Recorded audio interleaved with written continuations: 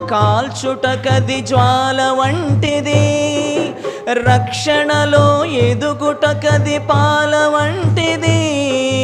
నరకములో కాల్చుటకది జ్వాల వంటిది, మనసు మార్చుకుంటే మహాత్మునిగా చేస్తుంది, కఠిన పరుచుకుంటే శాసనం రాస్తుంది. మార్పు చెందకుంటే మరణ శాసనాన్ని రాస్తుంది. చీకటి గల బ్రతుకులకిది దీపము, పాపపు రోగానికి అది ఔషధము. చీకటి గల బ్రతుకులకది దీపము, పాపపు రోగానికి అది ఔషధము.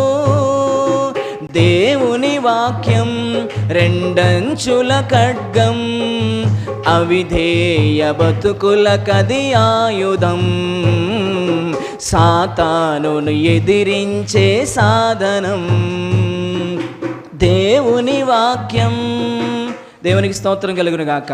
కాబట్టి దేవుని వాక్యం అది ఎటువంటిది అన్నాడంటే ప్రియులారా, అది రక్షణలో ఎదగడానికి మనకు పాలలాగా ఉపయోగపడుతుందంట వాక్యం. ఒక పసిపిల్లోడు, పుట్టిన పసిపిల్లోడికి పాలను మనం తాపించాలి. పాలే ఆ బిడ్డకి ఆహారం. రక్షణను పొందినటువంటి ఆ తొలినాళ్ళు కూడా ఆ విశ్వాసం ఎలాంటి వాడంటే అప్పుడే జన్మించిన శిశువుతో సమానం. పుట్టిన బిడ్డకి ఏ విధంగా అయితే నిర్మలమైన పాలు అనేవి మనం ఆ బిడ్డకి ఆహారంగా అందించాలో, అప్పుడే బాప్తీసం ద్వారా పుట్టినటువంటి ఆ వ్యక్తికి కూడా రక్షణలో ఎదగడానికి ఈ వాక్యం అనే పాలుతో ఆ బిడ్డను పెంచాలి. దేవునికి స్తోత్రం కలుగును గాక. బాప్తీసం ఇచ్చి ముంచేసి వదిలేయడం కాదు ఇక గాలికి. బాప్తీసం ఇచ్చిన తర్వాత వారిని వెనువెంటే ఉండి వాళ్ళు ఎంతవరకు ప్రార్థనలు ఎదుగుతున్నారు, ఎంతవరకు వాక్యంలో ఎదుగుతున్నారు, ఎంతవరకు వాక్య ప్రకారంగా నడవగలుగుతున్నారు, ఎంతవరకు వారు దేవుల్లో ఉన్నారని వారికి బాప్తీసం ఇచ్చినటువంటి దైవజనుడు వారి వెనువెంట ఉండి వారిని ఏం చేయాలి? వదిలేయాలి. బాప్తీసం ఇచ్చేసి పిల్లోడు కానీ పుట్టగానే తల్లిదండ్రులు ఒక బండిచ్చి రోడ్డు మీద అలా నెట్టేసి నువ్వు జావురా అన్నట్టు కాదు. ఆ వ్యక్తిని సేవకుడు వెనువెంటే ఉండి నడిపించాలి. ప్రతి నడక, ప్రతి కదలిక గమనించి ఎప్పటికప్పుడు ఈ వాక్యము ద్వారా సేవకుడు ఆ వ్యక్తిని ఏం చేయాలో తెలుసా? హెచ్చరించాలి, సరిచేయాలి, ఎప్పటికప్పుడు దిద్దాలి. ఎందుకు ఈ వాక్యం మనకు ఎలా ఇవ్వబడిందంట? ఈ వాక్యము మనల్ని ఖండించుటకు, గద్దించుటకు, నీతి యందు శిక్ష చేయుటకు దేవుడు మనకు దీనిని ఇచ్చాడంట ప్రియులారా. అర్థమవుతుందా? కాబట్టి ప్రియమైన దేవుని వల్ల ఇంకా దేవుని వాక్యము మనల్ని ఏం చేస్తుందని ఒకసారి మనం చూద్దాం. దేవుని వాక్యం మనల్ని ఏం చేస్తుందంటే ప్రియులారా, రోమపత్రిక 10వ అధ్యాయము 17వ వాక్యాన్ని మీరు చూడగలిగితే, రోమపత్రిక పౌలు గారు రోమీయులకు రాసిన పత్రిక, అక్కడ ఇచ్చేసి వెళ్ళిపోండి, నేను ఇస్తాను. రోమపత్రిక 10వ అధ్యాయం 17వ వచనం. దేవుని వాక్యము ఏం చేస్తుందో చూద్దాం ప్రియులారా. ఒకసారి రోమపత్రిక 10వ అధ్యాయం 17వ వచనం చదువుతున్నారు, మీరు చూడండి. దేవుని వాక్యము ఏమి చేస్తుందో చూద్దాం మనల్ని. కాగా వినుట వలన మనకు ఏం కలుగుతుంది? విశ్వాసము. అంటే దేవుని వాక్యాన్ని మనం వినడం వలన మనకు దేవుని మీద విశ్వాసం కలుగుతుంది. అమ్మా వింటున్నారా? దేవుని వాక్యము మనల్ని ఏం చేస్తుందంటే ప్రియులారా, దేవుని వాక్యము మనలో విశ్వాసాన్ని పెంపొందిస్తుంది. ఎంత వాక్యం వింటామో దేవుని మీద అంత విశ్వాసాన్ని మనలో పెంపొందింపజేస్తుంది దేవుని వాక్యం.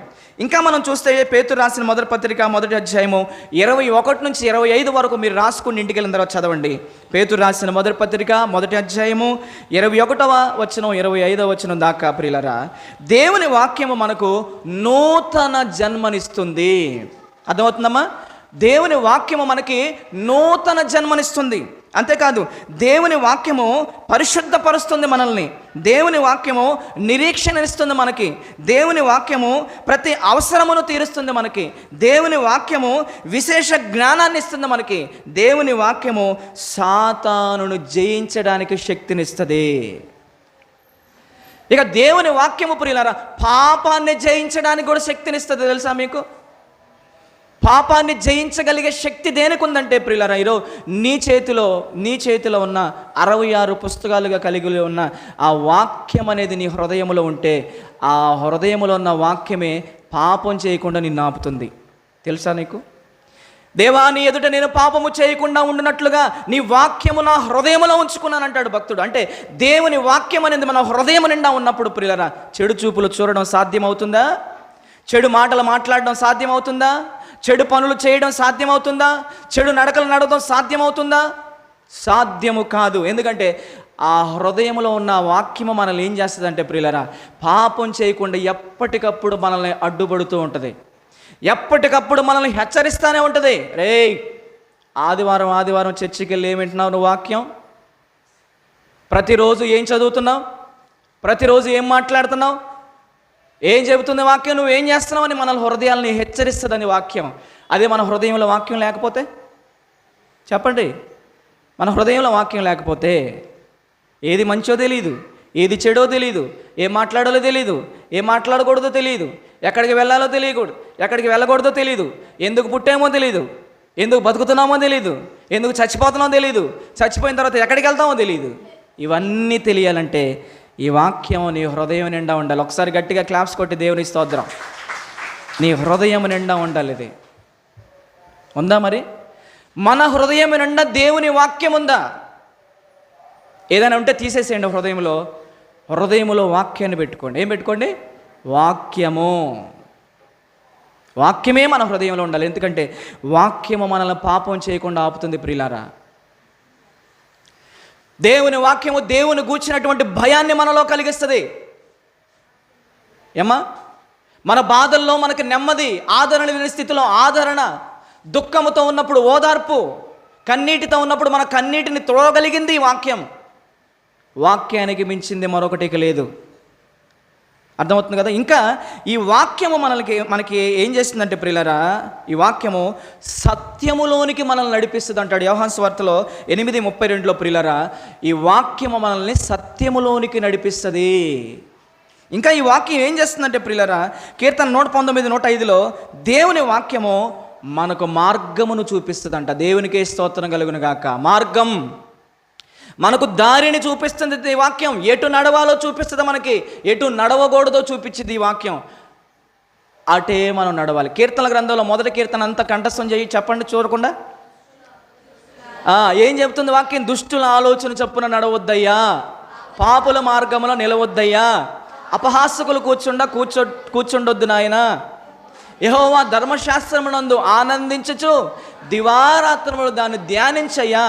అలా నువ్వు ధ్యానించుచున్నప్పుడు నీటి కాలువల యోరన నాటబడిన ఒక చెట్టు ఎలాగైతే ఫలిస్తుందో అలాగే నీవు కూడా ఆకు వాడక ఫలమిచ్చే చెట్టు వలె ఉంటావు నాయన. ఎంత మంచి మాటలు చెప్పాడు చూడండి దేవుడి వాక్యం. దేవుడు చెప్పాడు. దేవుడు తన పిల్లలుగా మనల్ని భావించి మనకు తండ్రిగా ఎంత మంచి మాటలు చెప్పాడు. అయ్యా నా బిడ్డలారా, మీరు దుష్టులలో చొప్పున నడవబాకండ్రా, పాపుల మార్గంలో నిలవబాకండి అయ్యా, అపహాసకులు కూర్చుని చోట మీరు కూర్చోటపాకండి అయ్యా. ఎవరైనా చెబుతారు ఇలాంటి మాటలు? మనల్ని ప్రేమించిన మన తండ్రి అనే దేవుడు తన మనసులో ఉన్న మాటలు ఇదిగో గ్రంథ రూపంలో మనకు పంపించాడు. బైబిల్ అనేది అది దేవుని మనస్సు, దేవుని యొక్క స్వర్గలేఖ, ప్రేమలేఖ. దేవుడు మనల్ని ప్రేమించి రాసి పంపించిన స్వర్గలేఖ ఈ బైబిలు. ఇది బైబిల్ దేవుని మనస్సు, దేవుని మనస్సులో ఉన్నటువంటి ఆవేదన, దేవుని మనస్సులో ఉన్నటువంటి దుఃఖము, దేవుని మనస్సులో ఉన్న బాధ, దేవుని మనస్సులో ఉన్న సంతోషం, దేవునికి ఉన్న కోపాన్ని గురించి రాయించాడు, సంతోషం గురించి రాయించాడు. అన్నీ ఇది చదివితే అసలు దేవుడు అంటే అర్థమైపోతుంది, దేవుడు మనస్సు ఏంటో మనకు అర్థమైపోతుంది. ఇది దేవుని మనస్సు. మరి దేవుని మనస్సు తెలుసుకోవాలని ఎంతమంది బైబిల్ చదువుతున్నారు? ఆదివారం వచ్చేటప్పుడు కిటికీలో నుంచి తీసి వాడిని కొట్టి తీసుకొస్తున్నారా? కిటికీలో నుంచి తీసి దుమ్ము దులుపుకొని వస్తున్నారా? మళ్ళీ ఆదివారం నుంచి తీసుకెళ్ళి కిటికీలో పెట్టి మళ్ళీ అలాగా అద్దాలు వేసి పెడుతున్నారా? బైబిల్లో ఉన్న వాక్యం బైబిల్లోనే ఉంటే మన జీవితాలు ఎప్పుడు ఇలానే ఉంటాయి. ఆ బైబిల్లో ఉన్నటువంటి వాక్యం అనేది మన హృదయంలోనికి రావాలి. అమ్మ మీకు ఒక విషయం చెప్పనా, మీ హృదయంలోనికి నేను ఈ వాక్యం ఎక్కించడానికి ప్రసవ వేదన పడతా. ఇక్కడ ఎంత ప్రసవ వేదన పడతానో తెలుసా? ఎందుకంటే చాలా వరకు మన పల్లెలో మన సంఘాల్లో చదువు లేని వాళ్ళే ఉన్నారు, వాక్యం అర్థం చేసుకోలేని వాళ్ళు ఉన్నారు చాలామంది. మరి వీళ్ళకు వాక్యాన్ని అర్థం చేయించాలంటే నేను వీరుణ్ణి సూర్యుడిని అని చెప్పేసి అరిసి కేకలేసి పెడబొబ్బులు చెప్పుకుంటా మీకు అర్థమవుతుందో మీకు అర్థం కావట్లేదో అని తెలియకుండా నా వీరత్వాన్ని సూరత్వాన్ని చూపించుకుంటూ వెళ్ళాను అనుకో, మీ జీవితాలు బాగుపడవు. అర్థమవుతుందమ్మా? కాబట్టి దేవుని బిడ్డలారా, దేవుడు మిమ్మల్ని అందరినీ నన్ను నమ్మి నా చేతిలో పెట్టాడు. ఈ వాక్యాన్ని మీ హృదయంలోనికి నేను ఎక్కించాలి. అలా మీరు ఎక్కించుకున్నప్పుడు ప్రియులారా, మనందరి జీవితాలు బాగుంటాయి. దేవునికే స్తోత్రం కలుగును గాక. గట్టిగా చెప్పాలి, దేవునికి స్తోత్రం కలుగును గాక. కాబట్టి ప్రియులారా, ఈ దేవుని వాక్యము సత్యములోనికి మనల్ని నడిపిస్తుంది. ఈ దేవుని వాక్యము మార్గాన్ని, నిజమైన మార్గాన్ని చూపిస్తుంది. ఈ దేవుని వాక్యము ప్రియులారా సంతోషాన్ని ఇస్తుంది హృదయానికి. మనకి ఏమిస్తుందంట? సంతోషాన్ని ఇస్తుందంట ఈ వాక్యం. ప్రియులారా, ఇంకా మనం ఒకసారి చదువుదాం. ఈ దేవుని వాక్యం ఎలాంటిదంటే ప్రియులారా, కీర్తన గ్రంథం 19వ కీర్తన ఒకసారి 7వ వచనం నుంచి 11వ వచనం వరకు నేను చదువుతాను, ఎక్కువ రిఫరెన్స్లు ఉన్నాయి కనుక మీరు చూడండి. కీర్తన గ్రంథము 19వ అధ్యాయము 7వ వచనం నుంచి 11వ వచనం వరకు మీరు రాసుకోండి. కీర్తన గ్రంథము 19వ అధ్యాయము 7వ వచనం నుంచి 11వ వచనం వరకు చూడండి. దేవుని యొక్క వాక్యము ఎంత గొప్పదో నేను చదువుతున్నాను, మీరు మీ గ్రంథంలో మీరు చూడండి. కీర్తన గ్రంథము 19వ అధ్యాయము 7వ వచనం నుంచి 11వ వచనం వరకు చదువుతున్నా. అందరు తీశారమ్మా? అందరు తీశారా? చదువుతున్నా చూడండి. యెహోవా నియమించిన ధర్మశాస్త్రము యథార్థమైనది, అది ప్రాణమును తప్పరిల్ల చేయును. యెహోవా శాసనము నమ్మదగినది, అది బుద్ధిహీనులకు జ్ఞానము పుట్టించును. యెహోవా ఉపదేశములు నిర్దోషమైనవి, అవి హృదయమును సంతోషపరుచును. యెహోవా ఏర్పరిచిన ధర్మము నిర్మలమైనది, అది కన్నులకు వెలిగిచ్చును. యెహోవా యందైన భయము పవిత్రమైనది, అది నిత్యము నిలుచును. యెహోవా న్యాయ విధులు సత్యమైనవి, అవి కేవలము న్యాయమైనవి. 10వ వచనం, అవి బంగారు కంటెను, విస్తారమైన మేలిమి బంగారు కంటెను కోరదగినవి. వాటి వలన నీ సేవకుడు హెచ్చరిక నందును, వాటిని గైకొనుట వలన గొప్ప లాభము కలుగును. దేవుని యొక్క వాక్యములో ఉన్నటువంటి ఇదిగో ఈ మాటలు మనం గైకొనుట వలన మనకు గొప్ప లాభం కలుగుతుందంట.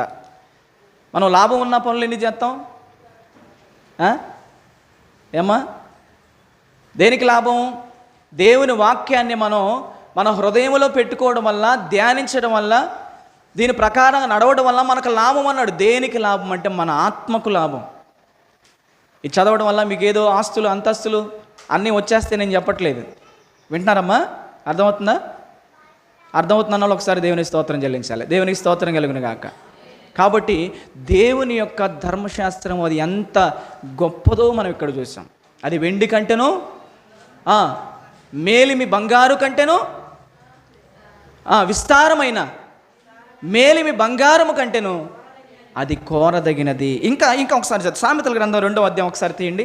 సామెతల గ్రంథం 2వ అధ్యాయం చూద్దాం ఒకసారి. దేవుని జ్ఞానము, దేవుని మాటలు ఎంత గొప్పయో. సామెతల గ్రంథం 2వ అధ్యాయము 1 నుంచి 5 వచనాలు చదువుతున్నా చూడండి. నా కుమారుడా, నీవు నా మాటలను అంగీకరించి నా ఆజ్ఞలను యొద్ద దాచుకుని ఎడల, జ్ఞానమునకు నీ చెవియొక్కి హృదయపూర్వకముగా వివేచన అభ్యసించిన ఎడల, తెలివికై మొరపెట్టిన ఎడల, వివేచనకై మనవ చేసిన ఎడల, వెండిని వెదకినట్లు దాన్ని వెదకిన ఎడల, దాచబడిన ధనమును వెదకినట్లు దాన్ని వెదకిన ఎడల, యెహోవా యందు భయభక్తులు కలిగి ఉండుట ఎట్టిదో నీవు గ్రహించదవు. దేవుని గూర్చిన విజ్ఞానము నీకు లభించును. దేవుని గూర్చిన విజ్ఞానము నీకు లభిస్తుంది. మరొక మాట చదువుదామా? సామెతల గ్రంథం, అదే సామెతల గ్రంథం 3వ అధ్యాయము, దయచేసి అందరూ చూడాలి. అదే సామెతల గ్రంథం 3వ అధ్యాయము 13వ వచనం నుంచి చదువుతున్నా చూడండి. అదే సామెతల గ్రంథం 3వ అధ్యాయము 13వ వచనం నుంచి, జ్ఞానము సంపాదించిన వాడు ధన్యుడు, వివేచన కలిగిన నరుడు ధన్యుడు. వెండి సంపాదించుట కంటే జ్ఞానము సంపాదించుట మేలు, అపరంజి సంపాదించుట కంటే జ్ఞాన లాభము నొందుట మేలు. పగడముల కంటే అది ప్రియమైనది. నీ ఇష్ట వస్తువులన్నీ దానితో సమానములు కావు. దాని కుడి చేతిలో దీర్ఘాయువును, దాని ఎడమ చేతిలో ధన ఘనతలు ఉన్నవి. దాని మార్గములు రమ్యమైన మార్గములు, దాని త్రోవలన్నీయు క్షేమకరములు. దానిని అవలంబించువానికి అది జీవవృక్షము, దాన్ని పట్టుకుని వారందరూ ధన్యులు. తర్వాత, జ్ఞానము వలన యెహోవా భూమిని స్థాపించెను, వివేకము వలన ఆయన ఆకాశ విశాలమును స్థిరపరచెను. ఆయన తెలివి వలన అగాధ జలములు ప్రవహించుచున్నవి. మేఘముల నుండి మంచు బిందువులు కురియుచున్నవి. నా కుమారుడా, లెస్సైన జ్ఞానమును వివేచనను భద్రము చేసుకొనుము. నా కుమారుడా, లెస్సైన జ్ఞానమును వివేచనను భద్రము చేసుకొనుము. వాటిని నీ కన్నుల ఎదుట నుండి తొలగిపోనీయకము. అది నీకు జీవముగాను నీ మెడకు అలంకారముగాను ఉండును. అప్పుడు నీ మార్గమును నువ్వు సురక్షితముగా నడిచెదవు. నీ మార్గములో నీవు సురక్షితముగా నడిచెదవు. తర్వాత, నీ పాదము ఎప్పుడు త్రొట్టిల్లదు. పండుకొనినప్పుడు నీవు భయపడవు. నీవు పరుండి సుఖముగా నిద్రించెదవు. దేవునికి స్తోత్రం కలుగును గాక. ఎంత గొప్పదండి దేవునికి, నాకు ఎంత గొప్పదండి దేవుని వాక్యం. అయ్యో, జ్ఞానము లేక నశించిపోవచ్చున్న వాళ్ళరా, రండి యెహోవా యొద్ద జ్ఞానము సంపాదించుకుందామని పిలుపునిచ్చారు బైబిల్ గ్రంథంలో ప్రవక్తలు. ఏమండి? కాబట్టి దేవుని సన్నిధిలో, దేవుని సంఘములో దేవుని జ్ఞానం నేర్పించబడుతుంది. తెలివి లేని వారికి తెలివి, జ్ఞానము లేని వారికి జ్ఞానం, బుద్ధి లేని వారికి బుద్ధి, వివేచన లేని వారికి వివేచన. ఇదిగో ఇది నేర్పిస్తుంది మనం దేవుని సన్నిధికి వచ్చినప్పుడు. ఏ స్కూల్స్లో కానీ, ఏ కాలేజీల్లో కానీ, ఏ యూనివర్సిటీల్లో కానీ ఇదిగో ఇంత గొప్పదైన దేవుని వాక్యాన్ని నేర్పించిన ప్రియమైన దేవుని వర్లరా. దేవుని దివ్యమైన జ్ఞానము దేవుని జీవము కలిగిన సంఘములోనే బోధిస్తారు. అర్థమవుతుంది కదమ్మా? కాబట్టి దేవుని వాక్యం అనేది చాలా గొప్పది. మరి ఇంత గొప్పదైనటువంటి వాక్య ప్రకారంగా నీవు జీవిస్తున్నావా? ఇదే కదా మన అంశం. మర్చిపోకూడదు మీరు. మన అంశం ఏంటి? నీ జీవితం వాక్యానుసారమైనదేనా? ఇంత గొప్పదైన వాక్యాన్ని వింటున్నాం కదా, ఇంత గొప్పదైన వాక్యాన్ని చదువుతున్నాం కదా, ఇంత గొప్పదైన వాక్యాన్ని బోధిస్తూ ఉన్నాం కదా. పదుల కొద్దీ, వేల కొద్దీ, వందల కొద్దీ ప్రసంగాలను వింటున్నటువంటి మనలో ఎంతవరకు ఈ వాక్య ప్రకారంగా మనం నడవగలుగుతున్నాం? ఏమా, వాక్యం చెప్పింది చెప్పినట్లుగా మనం ఎవరు చేయగలుగుతున్నాం? వాక్యానుసారమైన జీవితాలు ఎవరు జీవిస్తున్నారు? బోధించే వాళ్ళు కూడా ఏమనుకుంటున్నారంటే, మేము బోధించేది మా కొరకు కాదులే, ఎవరో వినేవాళ్ళ కోసం అనుకుంటున్నారు బోధించేవాళ్ళు. వినేవాళ్ళు ఏమనుకుంటున్నారు? కూర్చొని ఈ వాక్యం నా కోసం కాదు, ఇదిగో పక్కలో ఉన్న వాళ్ళ కోసం అనుకుంటున్నారు కొంతమంది. ఇలా అనుకోకూడదు ప్రియులారా. బోధిస్తున్న మేమైనా, వింటున్న మీరైనా ఇది దేవుడు మన కోసమే మాట్లాడుతున్నాడు అనుకోవాలి. నా కోసం అనుకుంటాము ఎప్పుడైనా? ఈ వాక్యము దేవుడు నన్ను ప్రేమించి నాతో మాట్లాడాడు అని ఏమో అనుకుంటామా? కొంతమంది వాక్యం చెబుతున్నప్పుడు పక్కోళ్ళ వైపు చూస్తూ ఉంటారు. అంటే అర్థం ఏంటి? నీకోసమే చెప్తున్నాడు. చూసావా పాస్టర్ గారు? ఎవరి కోసం అంట? తప్పది. ఏమనుకోవాలా? ఇది నా కోసం చెప్తాడు అనుకోవాలా? నేను చెప్పేది ఏందమ్మా? నేనెందుకు చెప్తాను మీ గురించి? ఇది దేవుడు వాక్యము, దేవుడు మాట్లాడతాడు. ఇది అందరిని ఉద్దేశించి మాట్లాడతాడు దేవుడు. కాబట్టి మనం ఏం చేయాలంటే ఆ వాక్యపు వెలుగులో మనల్ని మనం చూసుకోవాలి. ఆ వాక్యం అనే అద్దములో మన జీవితాన్ని పెట్టి చూసుకోవాలి. ఓకేనా? అర్థమవుతుందా? కాబట్టి నీ జీవితం వాక్యానుసారమైనదేనా? ఒకసారి రోమపత్రిక 12వ అధ్యాయము 9వ వచనం నుంచి కొన్ని మాటలు చెప్పి నేను ముగించేస్తా. చూడండి, అపోస్తలుడైన పౌలు గారు రోమీయులకు రాసిన పత్రిక 12వ అధ్యాయము 9వ వచనం నుంచి నేను చదువుతాను.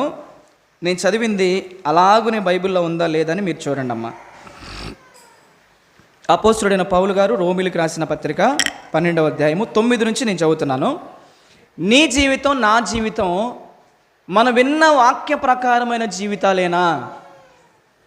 ఆ విన్న వాక్య ప్రకారంగానే మనం చేయగలుగుతున్నామా? మీరు జాగ్రత్తగా వినండి. వాక్యాన్ని విని దాన్ని పాటిస్తే ఆశీర్వాదం, లాభం అన్నాడు. వాక్యాన్ని విని కూడా దాన్ని పాటించకపోతే శాపం, నష్టం కలుగుతుంది అని బైబిల్లో చెప్పింది. అది కూడా చెప్తా విందురు. కానీ ఒకసారి 9వ వచనం నేను చదువుతున్నాను చూడండి ప్రియులారా. రోమాలో ఉన్న సంఘానికి పౌలు రాసిన పత్రిక. మీ ప్రేమ నిష్కపటమైనదై ఉండవలెను. ఓ రోమాలో ఉన్న క్రీస్తు యేసునందున్న సంగమా, క్రీస్తు రక్తములో మీ పాపాలు కడిగి వేసుకొని పరిశుద్ధులుగా, నిర్దోషులుగా, నిష్కల్మషులుగా, నీతిమంతులుగా తీర్చబడినటువంటి సంగమా, మీ ప్రేమ ఎలా ఉండాలంటే నిష్కపటమైనటువంటి ప్రేమ కలిగి ఉండాలి అన్నాడు. మీ ప్రేమ నిష్కపటమైనదై ఉండవలెను అన్నాడు. అంటే ఆ రోజు రోమాలో ఉన్న సంఘానికే ఈ మాట, లేకపోతే ఈరోజు మనం ఓబుల్నాయుడు పాలెంలో తెలుగు బాప్టిస్ట్ సంఘం అనే పేరు పెట్టుకొని ఆ సంఘంలో కొనసాగుతున్నటువంటి మనకు కూడా చెప్పండి. మనము సంఘమే, వాళ్ళు సంఘమే. వాళ్ళు క్రీస్తు రక్తం ద్వారా కొనబడిన వారే, మనము క్రీస్తు రక్తం ద్వారా కడగబడి కొనబడిన వారమే. ఈ మాట మనకు కూడా వర్తించింది. కాబట్టి ఇక్కడ ఏం చెబుతున్నాడు పౌలు గారు? మీ ప్రేమ నిష్కపటమైనదై ఉండవలెను అన్నాడు. అమ్మా, ఈరోజు మరి మన ప్రేమలు ఎలా ఉన్నాయి? దేవుడు మన ప్రేమ, మనం ప్రేమించేటటువంటి ప్రేమ అది నిష్కపటమైన ప్రేమ అయి ఉండాలి అన్నాడు. కాబట్టి మనలో ఉన్నటువంటి ప్రేమ అది ఎలా ఉండాలంటే కపటము లేనటువంటి ప్రేమ మనం ప్రేమించాలి. స్వార్థము లేని ప్రేమ మనం ప్రేమించాలి. నిస్వార్థమైనటువంటి ప్రేమలో మనం ప్రేమించాలి. ఏమండి? ప్రేమలో ఏముండదంట? నిజమైన ప్రేమలో ఏముండదు? నిజమైన ప్రేమలో స్వార్థం ఉండదు. నిజమైన ప్రేమలో డంబం ఉండదు. నిజమైన ప్రేమలో వేషధారణ ఉండదు. నిజమైన ప్రేమలో అసూయ ఉండదు. నిజమైన ప్రేమలో మత్సరం ఉండదు. నిజమైనటువంటి ప్రేమ కలిగిన వాడు ఆ దోషములను ఏం చేస్తాడంట? కప్పును. నిజమైన ప్రేమ ఉంటే ఎదుటివారు మన ఎడల చేసిన దోషాలను మనం కప్పుతాం, కానీ మనం విప్పము. కాబట్టి ప్రేమ అనేక దోషములను కప్పుతుంది. మన ప్రేమలు ఎలా ఉండాలంటే నిష్కపటమైనటువంటి ప్రేమలుగా మన ప్రేమలు ఉండాలి. ఉన్నాయా మరి? మన ప్రేమ నిష్కపటమైనటువంటి ప్రేమేనా? మన ప్రేమలో కపటం ఉన్నదా? మన ప్రేమలో కపటము లేదా?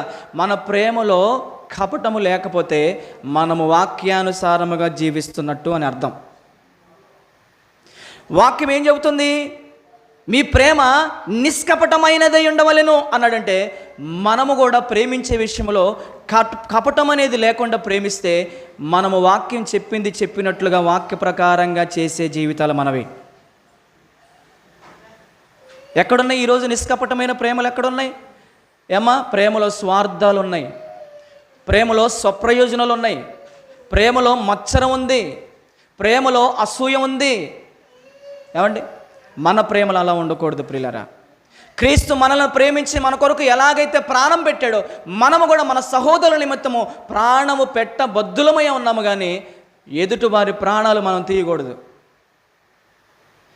కళ్ళకు కనిపించే నీ సహోదరుని ప్రేమించని నీవు కనిపించని దేవుణ్ణి ప్రేమిస్తానని చెబుతా, అది నీ భ్రమ. నువ్వు మోసంలో ఉన్నావని దేవుని వాక్యం సెలవిస్తుంది. కాబట్టి ప్రియులారా, ప్రేమ కలిగి జీవిద్దాం. ప్రేమే పరలోకానికి మార్గం. కాబట్టి మీ ప్రేమ ఎలా ఉండాలంటే అది నిష్కపటమైన ప్రేమ అయి ఉండాలి. అలా నిష్కపటమైన ప్రేమ కలిగి మనం జీవిస్తున్నప్పుడు మన జీవితాలు వాక్యానుసారమైన జీవితాలుగా ఉంటాయి. రెండేమన్నాడు? చెడ్డ దానిని అసహించుకొని మంచి దానిని హత్తుకొని ఉండు అన్నాడు. దేవుని వాక్యం ఏం చెబుతుందమ్మా? చెడ్డ దానిని మీరు అసహించుకోండి అన్నాడు.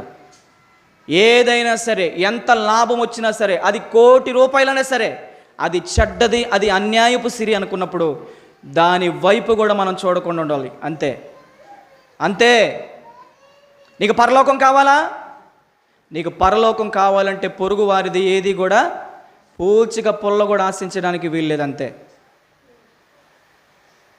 పొరుగు వారిని పూచిక పుల్ల కూడా ఆశించడానికి వీలు లేదంతే. ఆ పూచిక పుల్ల రేపొద్దున దేవుని యొద్ద సాక్ష్యంగా నిలబడిద్ది.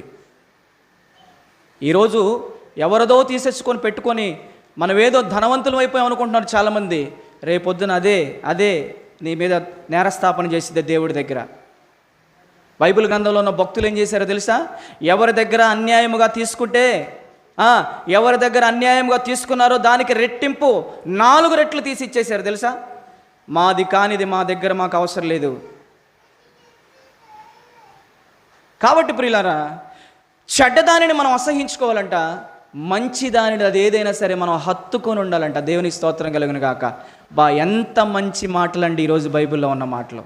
ఇవి కానీ మనం పట్టించగలిగితే, ఈ మాటల ప్రకారంగా మనం నడవగలిగితే, మనం భూమి మీద నడుస్తున్నటువంటి దైవాలుగా మారిపోతాం. దేవునికే స్తోత్రం కలుగును గాక. ఎక్కడుంది ఇంత స్వచ్ఛమైన వాక్యం?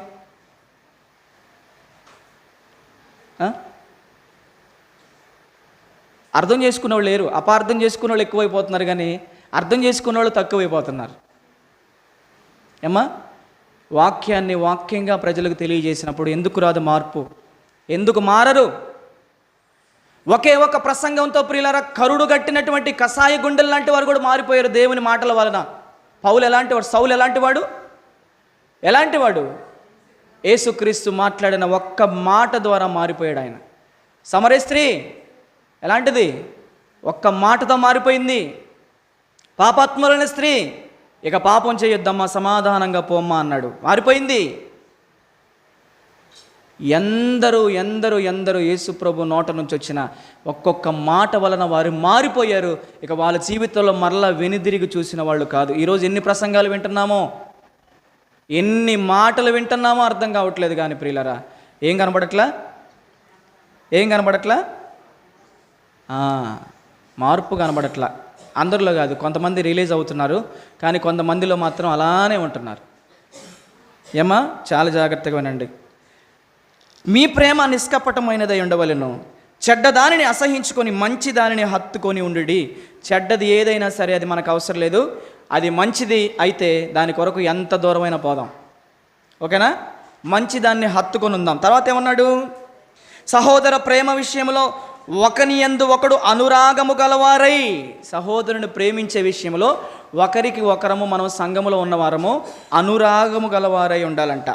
ఘనత విషయంలో ఒకరిని ఒకడు గొప్పగా ఎంచుకొనిడి. అమ్మ, నువ్వు చాలా గొప్పదానివమ్మా అన్నారనుకో, అమ్మ నా గొప్పతనం ఏముందమ్మా, నువ్వు చాలా గొప్పదానివమ్మా అనాలంట. అర్థమైందా? నేనెంత గొప్పదాన్నమ్మా, నా గొప్పతనం ఏముంది, నువ్వు చాలా గొప్పదానివి అనాలంట. ఘనత విషయంలో ఒకరినొకడు గొప్పగా ఎంచుకొనిడి. ఆసక్తి విషయంలో మాంద్యులు కాక ఆత్మయందు తీవ్రత గలవారై ప్రభువును సేవించుడి. నిరీక్షణ గలవారై సంతోషించుచు. 12వ వచనం, శ్రమల యందు ఓర్పు గలవారై అన్నాడు. ప్రియులారా, చాలా జాగ్రత్తగా వినండి. మన కుటుంబాలలో శ్రమలు వచ్చినప్పుడు, కష్టాలు వచ్చినప్పుడు, బాధలు వచ్చినప్పుడు, కన్నీరు వచ్చినప్పుడు, శ్రమల యందు మనం ఎలా ఉండాలని వాక్యం చెబుతుంది? శ్రమల యందు ఓర్పు గలవారై అన్నాడు. అమ్మా, నీకు ఎంతటి భయంకరమైన శ్రమ వచ్చినా సరే ఆ శ్రమలో ఎలాంటి ఓర్పు కలిగి మనం ఉండాలి? చెప్పండి, ఎలాంటి ఓర్పు ఉండాలి మనకి? ఓర్పు లేని ఓర్పలాగా ఉండాలా? ఓర్పు కలిగిన నయోమిలా ఉండాలా? రూతులాగా ఉండాలా? చెప్పండి. రూతా, నయోమియా? మరి ఓర్పు లేని ఓర్పలాగా ఉండామా? ఎలా ఉందాం? మనకు వచ్చినటువంటి శ్రమలలో మనం ఎలా ఉండాలి తెలుసా? శ్రమలలో మనం ఓర్పు గలవారై ఉండాలి. యోబుని జ్ఞాపకం చేసుకోండి అంటాడు బైబిల్లో. ఒక్కసారి శ్రమలలో యోబుని జ్ఞాపకం చేసుకోండి. యోబు ఓర్పును మీరు జ్ఞాపకం చేసి, యోబు సహనమును మీరు జ్ఞాపకం చేసుకోండి అంటాడు. సహనం అన్నా ఓర్పు అన్నా ఒకటే. కాబట్టి మనకు శ్రమ వచ్చినప్పుడు ఆ శ్రమలో మనం ఓర్పు గలవారముగా ఉన్నప్పుడు ప్రియులారా, మనము వాక్యానుసారంగా జీవిస్తున్నట్టు. చిన్న శ్రమ రాగాల్ని దేవుని సంఘాన్ని, వాక్యాన్ని, దైవజనులు కూడా విడిచిపెట్టి లోకంలో లోకస్తుల్లా కలిసిపోవడం కాదు. వాక్యానుసారంగా జీవించడం అంటే, వాక్యానుసారమైన జీవితం అంటే ఏంటంటే ప్రియులారా, శ్రమ వచ్చినప్పుడు ఆ శ్రమలో ఓర్పుగా మనం జీవించినప్పుడు అది వాక్యానుసారమైన జీవితం అవుతుంది. తర్వాత ముగించుకున్నాం, చూడండి. తర్వాత ఏమన్నాడు?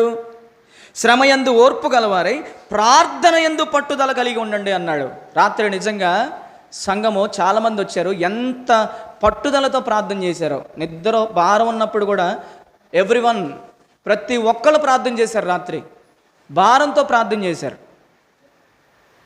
కాబట్టి మనం చేసేటటువంటి ప్రార్థనలో పట్టుదల ఉండాలంట. అలాంటి పట్టుదలతో కూడిన ప్రార్థనలు మనం చేస్తున్నప్పుడు మనది వాక్యానుసారమైనటువంటి జీవితము. తర్వాత పరిశుద్ధుల అవసరములలో పాలు పొందుచు. పరిశుద్ధుల అవసరాల్లో మనం పొందాలంటే, అమ్మ వింటున్నారా?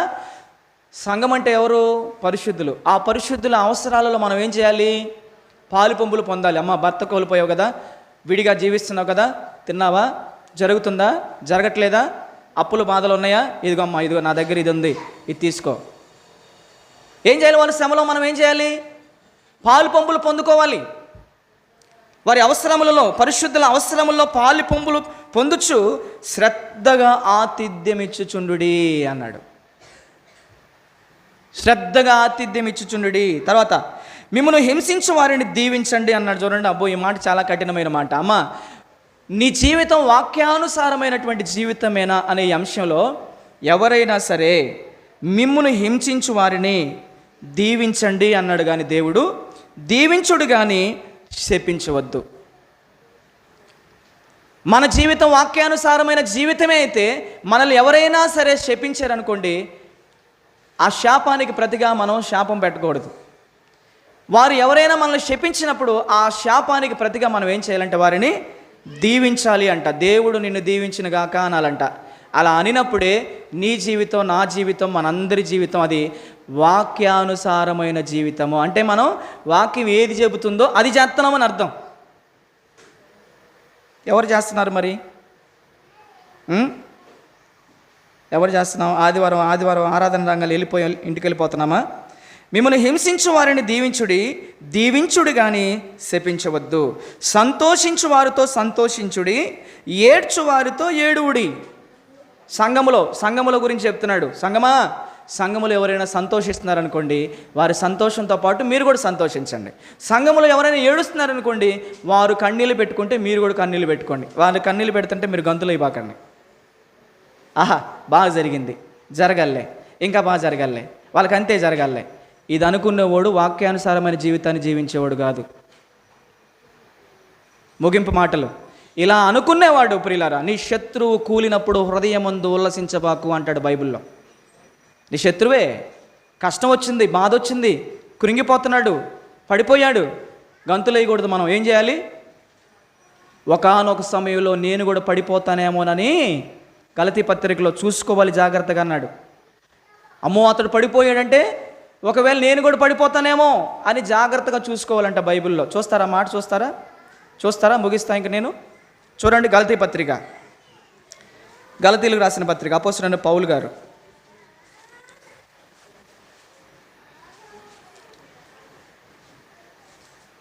గలతీలకు రాసిన పత్రిక పౌలు గారు 6వ అధ్యాయం 1వ వచనం. అందరు తీసారా? కొత్త నిబంధన గ్రంథము పేజీ నంబర్ 171. ఇంక నేను ముగించేస్తాను, పిల్లలు కూడా కూర్చోలేకపోతున్నారు. 171వ పేజీ, కొత్త నిబంధన 6వ అధ్యాయం 1వ వచనం. సహోదరులారా, ఒకడు ఏ తప్పిదములోనైనను చిక్కుకొని నేడల ఆత్మ సంబంధులైన మీలో ప్రతివాడు తానును శోధించబడుదునేమో అని తన విషయమై చూసుకొనుచు సాత్వికమైన మనసుతో అట్టివానిని మంచి దారికి తీసుకొని రావలెను. ఒకని భారములనొకడు భరించి ఇలాగు క్రీస్తు నియమమును పూర్తిగా నెరవేర్చండి అన్నాడు. అమ్మా, ఆడు పడిపోయాడు కదా అని చెప్పేసి మన హృదయమును ఉలసించడం కాదు. ఏం చేయాలంట? ఒకడు ఏ తప్పిదములోనైనా చిక్కుకొనేళ్ళ, ఆడు చిక్కుపోయాడు, పాపం తప్పిదంలో పడిపోయాడు, లోకంలో పడిపోయాడు. వాడిని చూసి మనం సంతోషపడడం కాదు. వాడికి జరగాల్సింది జరిగిందిలే, తిక్క తిమ్మిరి అనిగిందిలే అట కాదు. ఏం చేయాలి? ఆత్మ సంబంధులమైనటువంటి మనలో ప్రతివాడు తానును శోధించబడుదునేమో అని తన విషయమై చూసుకోవాలి. అమ్మో, ఆడు పడిపోయాడంటే నేను కూడా పడిపోవడానికి అవకాశం ఉంది కాబట్టి ఆడిని చూసి నేను నవ్వకూడదు. ఎందుకంటే రేపు రోజు నేను పడితే నన్ను చూసి కూడా అందరూ నవ్వుతారు అనుకోవాలి. అర్థమవుతుందా? ఏం చెప్పలేదమ్మా బైబిల్. అసలుకి బైబిల్ చెప్పనిదంటూ ఏది కూడా లేదు. ప్రతిదీ బైబిల్ చెబుతుంది. ఇంకా మనం కింద చూస్తే ప్రియులారా, ఏడ్చు వారితో ఏడువుడి, ఒకరితో ఒకడు మనస్సు కలిగి ఉండి హెచ్చు వాటి యందు మనస్సుంచక తగ్గు వాటి యందు ఆసక్తులై ఉండండి. ఈరోజు మనం ఏటి యందు మనసు ఉంచుతాం? సంఘంలోకి వచ్చినా కూడా మనం అందరికి కనపడాలనే పనులు చేస్తాం.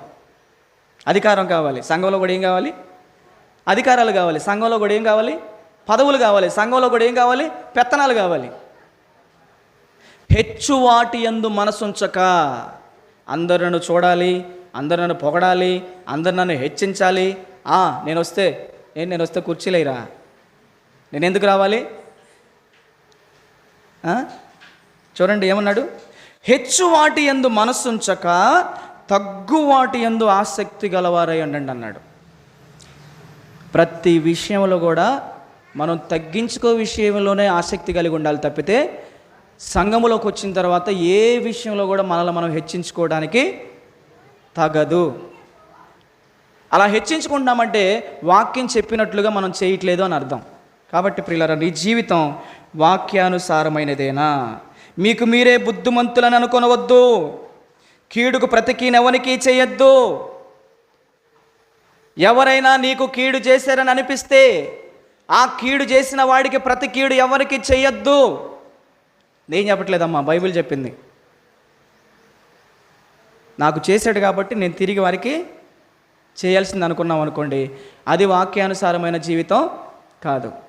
మరి మన జీవితం వాక్యానుసారమైన జీవితం, వాక్యపు కొలమానమైన జీవితం, వాక్యం అనే పునాది మీద మన ఆత్మీయ జీవితాలు మనం కట్టుకుని ఆ వాక్యాన్ని ప్రామాణికంగా పెట్టుకొని మనం నడుస్తున్నప్పుడు ప్రియులారా, మనకెవరైనా కీడు చేశారని మనకు తెలిసినప్పుడు ఆ కీడుకు ప్రతి కీడు మనము చేయకూడదు. చేసామంటే మన జీవితం వాక్యానుసారమైన జీవితం కాదు. 17వ వచనం, మనుషులందరి దృష్టికి యోగ్యమైన దాని గురించి ఆలోచన కలిగి ఉండుడి. శక్యమైతే మీ చేతనంత మట్టుకు మనుషులందరితో. అసలు ఈ మాట మేము నెరవేర్చలేమండి, మా వల్ల కాదు. దేవుడు పరిశుద్ధుల సంఘములన్నిటితో ఇలాగ మాట్లాడుతున్నాడు. సంగమా, శక్యమైతే నీ చేతనైనంత మట్టుకు మనుషులందరితో సమాధానంగా ఉండు, సమాధానంగా ఉండు అంటున్నాడు. మనమేమంటాం? చివరి మాటలో మనమేమంటాం చెప్పండి? ఏమంటాం చెప్పండి? మనమేమంటాం? తెలుగు భాషలో మాకు నచ్చని పదం ఇదే, సమాధానంగా ఉండడం అని చెప్పడం. తండ్రి, మేము మాత్రం అది చేయలేం. పక్క పక్కనే కూర్చుంటాం కానీ సమాధానంగా ఉండం. ఇళ్ళ పక్కనే ఉంటాయి కానీ సమాధానంగా ఉండం. ఒకే సంఘంలో ఉంటాం కానీ సమాధానంగా ఉండదు. పక్క పక్కనే సంఘాలు ఉంటాయి కానీ సమాధానం ఉండదు మాకు. కానీ ప్రార్థన చేస్తాం, పాటలు పాడతాం, పరిచర్య చేస్తాం, కానుకలు ఇస్తాం, దివ్యమైన బోధలు ఎన్నో చేస్తాం. భక్తిహీనులు అర్పించు బలులు యెహోవాకు హేయమైనవి. బలులు అంటే ఇవే: ప్రార్థన, పరిచర్య, వాక్యము, బోధన. భక్తిహీనమైనటువంటి మనము దేవునికి అర్పించే ఈ బలులన్నీ కూడా దేవునికి అసహ్యం, దేవునికి హేయమైనవి. కాబట్టి ప్రియులారా, శక్యమైతే మనుషులందరితో ఎలా ఉండమంటున్నాడు? చెప్పాలంటే రోజులు పట్టిద్ది మీకు ఈ అంశం గురించి. నీ జీవితం వాక్యానుసారమైనదేనా అని ఈ అంశం గురించి మాట్లాడాలంటే రోజులు, నెలలు, సంవత్సరాలు పట్టినా ఇది పోదు. చివరిగా ప్రియులారా, వాక్యానుసారమైన జీవితాలు జీవిస్తే మనం ఆశీర్వదించబడతాం, లాభం కలుగుతుంది. వాక్య విరుద్ధమైన జీవితాలు జీవిస్తే మనకు శాపం, నష్టం కలుగుతుంది, నరకానికి వెళ్ళిపోతాం.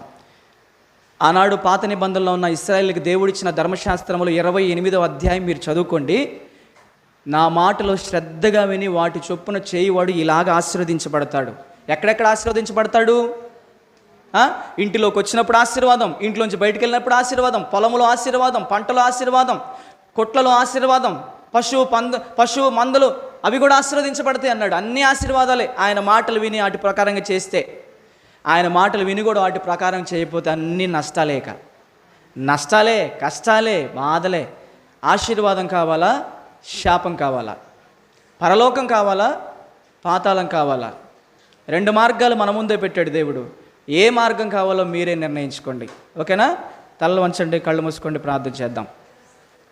చాలా విషయాలు ఉన్నాయి. దేవుడి చిత్తమైతే మరొకసారి నేను మీకు కొన్ని విషయాలు తెలియజేస్తాను. దయచేసి అందరు కళ్ళు మూసుకోవాలి. అమ్మా, దయచేసి విన్న వాక్యాన్ని బట్టి ఒకసారి పరిశీలన చేసుకుందాం. నాకు నేను పరిశీలన చేసుకుంటున్నాను. నేనేమి పరలోకం నుంచి ఊడి భూమి మీద పడలేదు. నేను కూడా రక్తమాంసాలు కలిగినటువంటి వాడిని కనుక నాకు నేనుగా పరిశీలన చేసుకుంటున్నా. మీకు మీరుగా ఎవరికి వారుగా పరిశీలన చేసుకోండి. దయచేసి అందరు కళ్ళు మూసుకోవాలి. కొద్ది నిమిషాలు. నీ జీవితం వాక్యానుసారమైన జీవితమేనా? వాక్యం అనే పునాది మీద నీ భక్తి జీవితాన్ని కట్టుకున్నావా? వాక్యం అనే పునాది మీద నీ విశ్వాస జీవితాన్ని కట్టుకున్నావా? వాక్యం అనే ఈ పునాది మీద నీ ప్రార్థనా జీవితాన్ని కట్టుకున్నావా? వాక్యం అనే ఈ ప్రామాణికము ప్రకారంగా నువ్వు నడవగలుగుతున్నావా? వాక్యానుసారంగానే ఉందా నీ మాట? వాక్యానుసారంగా ఉందా నీ పాట? వాక్యానుసారంగా ఉందా నీ వినికిడి? వాక్యానుసారంగానే ఉందా నువ్వు చేసే పని? వాక్యానుసారంగానే ఉందా నువ్వు చేసే నడక? దేవుడు ఏం చెప్తున్నాడు, మనం ఏం చేస్తున్నాం, ఏం చేయమన్నాడు, మనం ఏం చేస్తున్నాం, ఏం చేయొద్దన్నాడు, ఏం చేయకుండా ఉంటున్నాం అనేది ప్రియులారా బైబిల్లో ఎన్నో సంవత్సరాల నుంచి మనం వింటానే ఉన్నాం. కానీ అది మనకు కాదులే అని నేను, మాకు కాదులే అని మీరు, ఒకరు ఇలా మనల్ని మనం మోసపుచ్చుకుంటున్నామేమో ప్రియులారా. ఈ నా మాటలు విని వాటి చొప్పున చేయని ప్రతివాడు ఇసుక మీద ఇల్లు కట్టిన బుద్ధిహీనుడు పోలి ఉన్నాడు. వాన కురిసెను, వరదలు వచ్చెను, ప్రవాహముగా గాలి విసిరే ఆ ఇంటి మీద కొట్టెను, అది కుప్ప కూలిపోయెను అని బైబిల్లో రాయబడింది. ఈ నా మాటలు విని వాటి చొప్పున చేయు ప్రతివాడు బండ మీద పునాది వేసి ఇల్లు కట్టుకొనిన బుద్ధిమంతుని పోలియుండును. వాన కురిసెను, వరదలు వచ్చెను, గాలి విసిరి ప్రవాహముగా ఆ ఇంటి మీద కొట్టెను, కానీ అది బండ మీద వేయబడినందున వలన అది కూలబడలేదు. అమ్మా, నా సహోదరులారా, నా సహోదరిమణులారా, నా చెల్లెమ్మలారా, నా తమ్ముళ్ళరా, నా అన్నలారా, అక్కలారా, నా తండ్రులరా, తల్లులరా, దేవుని సంగమా, నా ఆత్మీయ బిడ్డలారా, నీ జీవితం దేని మీద కట్టుకున్నావు? ఇసుక మీద కట్టుకున్నావా? బండ మీద కట్టుకున్నావా? వాక్యం అనే పునాది మీద నీ ఇంటిని కట్టుకోమ్మా. వాక్యం అనే పునాది మీద కట్టుకో. ఈ నా మాటలు విని వాటి ప్రకారము మీరు చేయక ప్రభువా ప్రభువా అని నన్ను పిలుచుట ఎందుకు అని దేవుడు అంటున్నాడు. ఆయన మాటలు వింటున్నాం, ఆయన మాటలు వింటూ కూడా ఆ మాటల ప్రకారంగా మనం చేయట్లేదు, ఆ మాటల ప్రకారమైన జీవితం మనం జీవించట్లేదు. కనుక ప్రభువా ప్రభువా అని నన్ను పిలవద్దు. మీరు ఏ విషయంలో కూడా ఏది కూడా నన్ను మీరు అడగబాకండి. లోకాసువార్త 6వ అధ్యాయం 46, 47 వచనాల్లో ప్రియులారా రాయబడింది, ఈ నా మాటల ప్రకారంగా మీరు చేయకుండా ప్రభువా ప్రభువా అని నన్ను పిలుచుట వ్యర్థమే. ఈ నా మాటలు విని వాటి చెప్పున చేయువాడే నిత్య జీవము గలవాడు అని దేవుని వాక్యం సెలవిస్తుంది. ప్రభువా ప్రభువా అని పిలుచు ప్రతివాడు పరలోక రాజ్యానికి ప్రవేశించడు, కానీ ఆయన చిత్తము ప్రకారంగా చేసిన వాడే పరలోకానికి వెళ్తాడు. నీకు పరలోకం కావాలా? ఆయన మాటను తూచా తప్పకుండా ప్రవర్తించగలిగితే, పాటించగలిగితే పరలోక రాజ్యాన్ని నీకు కలుగు చేస్తాడు. పరిశుద్ధుడా, ప్రేమ నమ్మకం కలిగిన మా ప్రియ పరలోకపు తండ్రి, నీవిచ్చిన మాటలు చాలా గొప్పవి నాయన. ఈరోజు నీ బిడ్డలు నాయన హృదయాలలో ఈ మాటలు నేను విత్తి ఉండగా మేమందరం కూడా ప్రభు ఈ మాటల ప్రకారంగా జీవించే కృప దయచేయమని యేసు నామములో ప్రార్థన అడిగి వేడుకొంచున్నాము తండ్రి, ఆమేన్. అందరూ లేచి నిలబడదాం. మరి వాక్యానికి సంబంధించిన ఏదైనా ఒక పాట ఉంటే పాడండి.